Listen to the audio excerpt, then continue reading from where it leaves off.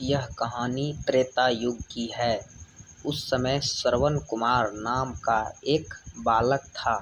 उसके माता पिता अंधे थे और उन्होंने श्रवण को कई मुसीबतों का सामना करते हुए पाला था। श्रवण कुमार बचपन से ही अपने माता पिता का बहुत आदर करता था। जैसे जैसे श्रवण बड़ा होता गया, उसने घर की जिम्मेदारी अपने कंधों पर ले ली। वह रोजाना सुबह उठकर सबसे पहले अपने माता पिता को स्नान कराने के लिए तालाब से पानी भरकर लाता था। इसके बाद वह तुरंत जंगल की ओर लकड़ियां बीनने जाता। फिर लकड़ियां लाने के बाद श्रवण चूल्हा जलाकर माता पिता के लिए खाना बनाता था।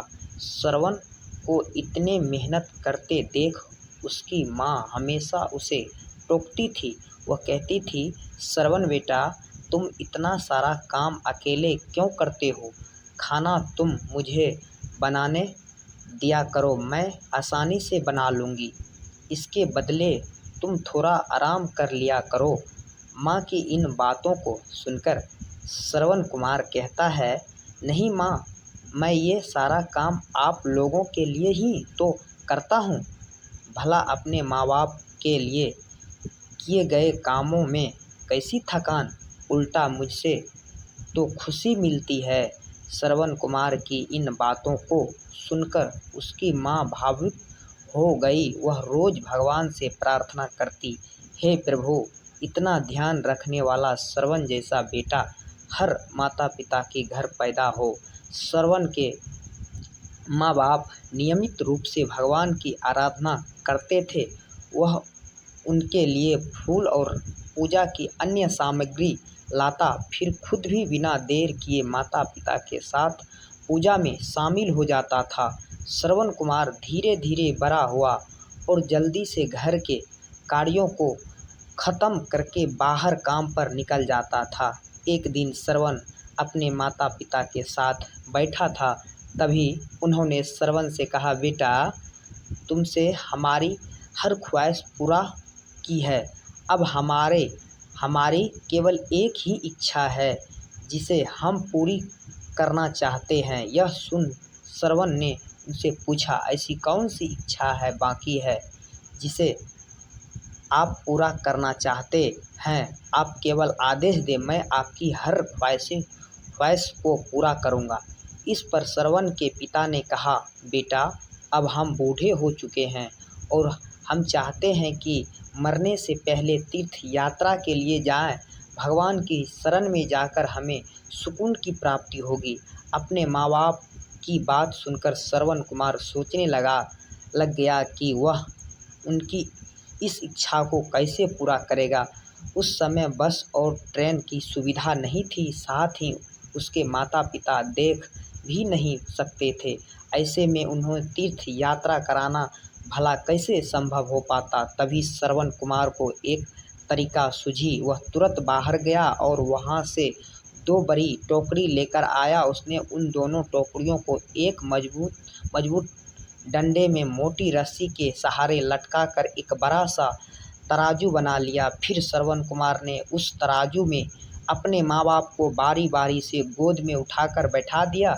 उसने बाद तराजू को अपने कंधों पर लेकर उन्होंने तीर्थ यात्रा पर लेकर निकल पड़ा। वह लगातार कुछ दिनों तक अपने माता पिता को एक के बाद एक सभी पवित्र स्थलों पर घुमाने लगा।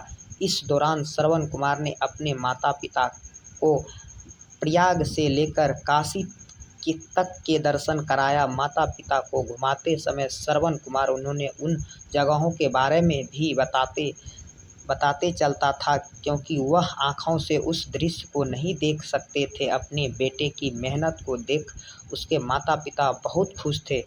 उन्होंने एक दिन श्रवण से कहा, बेटा, हम देख नहीं सकते, लेकिन कभी भी हमें इस बात का दुख नहीं हुआ। तुम हमारे लिए हमारी आँख हो।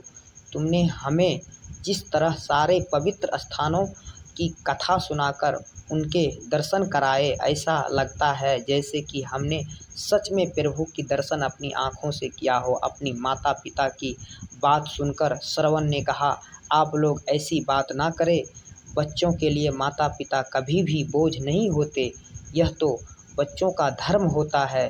एक दिन श्रवण कुमार आराम करने के लिए अयोध्या के पास अपने माता पिता के साथ रुका। तभी उसकी माँ ने पानी पीने की इच्छा जताई। श्रवण को पास में ही एक नदी दिखाई दी। उसने अपने माता पिता से कहा, आप दोनों यहाँ आराम करें, मैं आप लोगों के लिए अभी पानी लेकर आता हूँ। नदी के पास पहुँचकर श्रवण कुमार कमंडल में पानी भरने लगा। उसी जंगल में अयोध्या के राजा दशरथ भी शिकार के लिए पहुँचे थे। पानी में हलचल की आवाज़ सुनकर उन्होंने लगा कि कोई जानवर पानी पीने आया। उन्होंने बिना देखे केवल ध्वनि सुनकर ही अपना तीर चला दिया। वह सीधे श्रवण कुमार को लग गया। तीर लगते चीख पड़ा। तभी कहराते हुए श्रवण कुमार ने कहा, यहाँ से थोड़ी ही दूर जंगल में मेरे माता पिता बैठे हैं, उन्होंने काफ़ी प्यास लगी है, आप उन तक यह पानी पहुंचा दीजिए और मेरे बारे में उन्हें कुछ भी ना बताइए। इतना कहते कहते श्रवण कुमार की सांस रुक गई। श्रवण कुमार की मौत से राजा दशरथ सुन्न पड़ गए। किसी तरह वो श्रवण कुमार के बताए अनुसार जल लेकर उसके माता पिता के पास पहुँचे। श्रवण के माता पिता अपने बेटे की आहट को बखूबी पहचानते थे। जब राजा दशरथ उनके करीब पहुँचे तो उन्होंने आश्चर्य से पूछा, तुम कौन हो और हमारे श्रवण को क्या हुआ, वह क्यों नहीं आया। राजा दशरथ उन्होंने चुपचाप पानी उनकी तरफ बढ़ा दिया। तभी श्रवण की माँ ने चिंतित स्वर में जोर से कहा, तुम कौन हो और मेरा बेटा कहाँ है, ये बताते क्यों नहीं हो। श्रवण की माँ की चिंता देखकर राजा दशरथ ने कहा, माँ मुझे माफ़ कर दीजिए। शिकार करने के लिए मैंने जो तीर चलाया था वह सीधे आपके बेटे श्रवण को जा लगा। उन्होंने मुझे आप लोगों के बारे में बताया, इसीलिए मैं यहाँ पानी लेकर चला आया। इतना कहकर राजा दशरथ चुप हो गए। राजा दशरथ की बात सुनकर श्रवण की माँ जोर जोर से रोने लगी। उन दोनों ने अपने बेटे की मौत के गम में राजा दशरथ के लिए लाए हुए पानी की हाथ तक नहीं लगाया। श्रवण के पिता ने तभी राजा दशरथ को पुत्र वियोग का श्राप दे दिया। कुछ ही देर बाद श्रवण की माता पिता ने अपने प्राण त्याग दिए। बताया जाता है कि श्रवण कुमार के पिता के श्राप के परिणाम स्वरूप ही राजा दशरथ को अपने पुत्र का राम से दूर रहने पड़ा। राजा दशरथ के इस श्राप को पूरा करने के लिए ही भगवान राम 14 वर्ष के लिए वनवास हुआ, जिसका माध्यम दशरथ की पत्नी कैकेयी बनी। श्रवण के पिता की ही तरह राजा दशरथ भी अपने बेटे से दूसरी बर्दाश्त नहीं कर पाए और उन्होंने अपने प्राणों त्याग दिया।